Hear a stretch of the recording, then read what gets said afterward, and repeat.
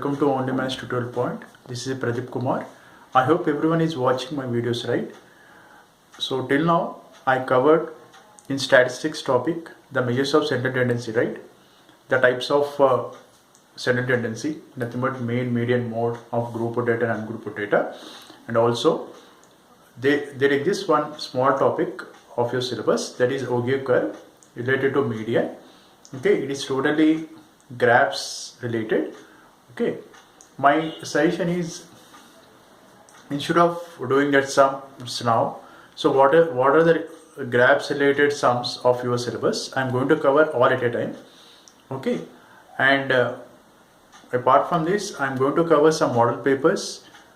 Okay, so till now we covered mean, median, mode, right? So what questions they are asking in exams?